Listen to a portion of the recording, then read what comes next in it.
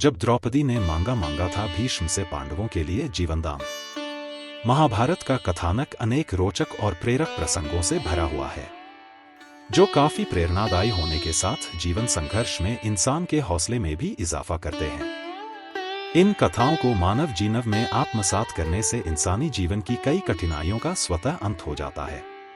दिल को छू जाने वाला एक ऐसा ही वाकया महाभारत युद्ध के दौरान हुआ था। महाभारत का युद्ध प्रारंभ हो चुका था। दोनों ओर के योद्धाओं के शव रणभूमि में गिर रहे थे। चारों तरफ जहां तक नजरें जाती थी शवों के ढेर दिखाई दे रहे थे। कौरव और पांडव दोनों पक्षों के सैनिक वीरगति को प्राप्त हो रहे थे, लेकिन इस युद्ध के शुरुआती दौर में कौरव पक्ष को भारी हानि उठाना पड़ रही थी। पांडवों के युद्ध कौशल के आगे कौरव सैनिकों के शवों के ढेर लग गए थे। पांडव सेना जिस तरह मौत का तांडव दिखा रही थी, इससे कौरव महारथी चिंता करने लगे। उस वक्त कौरव खेमे के प्रधान सेनापति की कमान पितामह भीष्म के हाथों में थी। कौरव शिविर में महारथी इस बात पर चिंता जता रहे थे कि कौरव पक्ष में ज्यादा क्षति हो रही है। ऐसे में दुर्योधन ने पितामह भीष्म को उलाहना दिया और कहा कि पितामह जानबूझकर पांडवों के लिए नर्म रुख रख रहे हैं। दुर्योधन की बातों से आहत होकर पितामह पांडवों के वध की घोषणा कर देते हैं।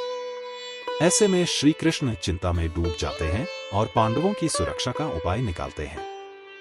श्री कृष्ण पांचाली से कहते हैं कि द्रौपदी अभी मेरे साथ चलो और उनको लेकर सीधे पितामह भीष्म के शिविर में पहुंचते हैं।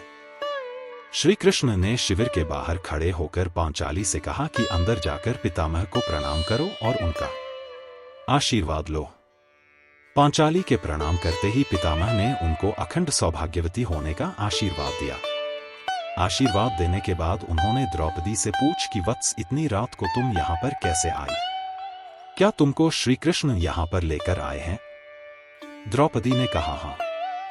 तब भीष्म ने कहा कि मेरे एक वचन को दूसरे से काटने का काम श्री कृष्ण ही कर सकते हैं। इतना कहकर वो शिविर से बाहर आए और श्री कृष्ण के गले लग गए। इसके बाद श्री कृष्ण ने द्रौपदी से कहा कि एक बार पितामह को प्रणाम करने से तुम्हारे पांचों पतियों को जीवनदान मिल गया।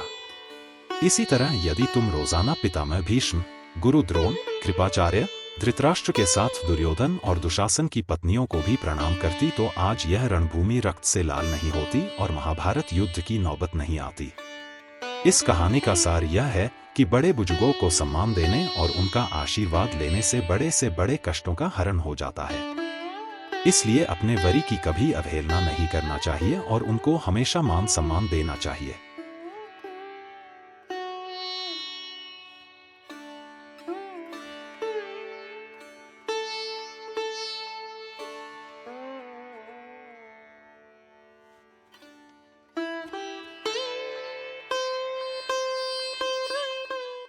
बाबा जय गुरुदेव के वचन और भजन रोजाना सुनने के लिए गुरु के वचन चैनल को सब्सक्राइब करें, लाइक करें, शेयर करें।